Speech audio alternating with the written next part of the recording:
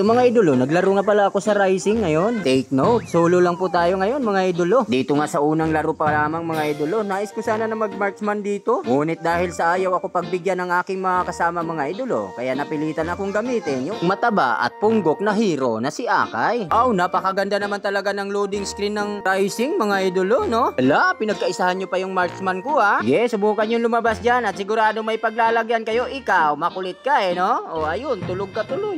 Muntik-muntik ka na ako doon mga idolo. Piso na lang Wait lang Eritel ha. Ako mauna. Dali, bilisan mo. Baka makatakas napakagandang dilag naman nito. Nakakapanghinayang naman. Hindi na nakagalaw. Diba, wag kasi masyadong lumalim. Ito sa unang game mga idolo, mapalad kami nakalusot na ipanalo ang unang laban mga idolo. Second stage na tayo mga idolo. Sana muli tayong palarin dito. Dito nga mga idolo ay para matiyak namin ang aming panalo. Kaya agad akong nag-pick ng yin dito. Dito yung umpisahan na agad natin ang pangalawang pakikipagdigmaan. Mangityos nga muna ako dito sa damo mga idol. Makita kong pumasok itong Cornila, agad ko itong pinagsusuntok at hindi ko tinigilan hanggang ito'y bawian ng buhay. Abi babalak pang tumakas nitong Estes mga idolo. Ngunit sa kasamaang palad, siya ay hindi pinalad na makaligtas sa amin ni Lolo Franco. Ito laking gulat ko mga idolo. Dahil sa pag-retry ko dito sa Turtle mga idol, bigla na lang kaming napadpad dito sa base ng aming mga kalaban. Laking gulat ko nga mga idolo dahil naipanalo na naman namin ang laban na to. Paano ba yan? Dumako na tayo sa finals? Ano lang talaga Munton, mabait ka naman diba? Sana maibigay mo na sa akin to. Dito nga sa finals mga idolo, Korean pa rin ang gamit ko rito mga idolo. Sana lang talaga swertehin ako rito at may panalo natin ang laban na to. Dito, pag level 4 ko,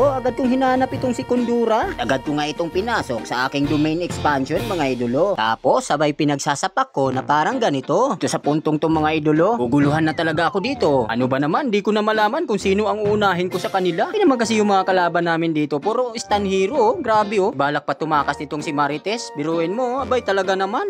Grabe naman yun. Grabing Marites yan, binura kami sa mapa mga idolo. Pakahirap naman talaga pag puro crowd control yung mga kalaban mo. Yun, bumulagta rin si Marites. Di pala talaga mga idolo, pag umabot ka na dito sa finals, ang mabibigat na rin talaga ang mga kalaban mo. Kung ay umabot ng kalahating oras ang naging laban namin dito, paano ba naman walang gustong magpatalo? Sa puntong to mga idolo ay pinasok ko si Marites sa aking domain expansion. Pinagsasapak ko siya na parang ganito. Dito inyo makikita kung paano magsitakbo sa akin to. Ano ba naman, napakalakas ko. Aking paglabas mga idolo, kitang-kita nyo naman. Lungan ako, hindi lang isa, hindi lang dalawa, kundi tatlo. Teka, kulang pala, 4 pala mga idolo. Ito ang goal ko nga rito mga idolo, ay makuha ito si Marites para wala akong karitrihan dito sa Lord mga idolo. Sa pagpasok ko sa kanya sa aking domain expansion, kitang-kita po ninyo kung paano ko pinagsasapak ang loko by retry ng Lord. Aray, grabe naman talaga tong si Layla de Lima. Pakasakit naman ata ng bala nito dahil dun sa sakripisyong ginawa ko mga idolo. Kaya nagresulta na ito sa aming pagkapanalo. Sabi naman talaga ang sasakit ng mga kalaban namin dito. Ngunit dahil nga sa malakas ako mga sar mga idolo, kaya dito'y nakamit na naman namin ang panalo.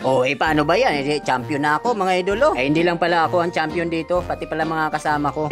Bisayang gamer Bisayang gamer nag-champion, grabe ba? At kung umabot ka sa part ng video na to mga idolo, nais ko lang magpasalamat sa iyo. Maraming salamat sa iyo idolo.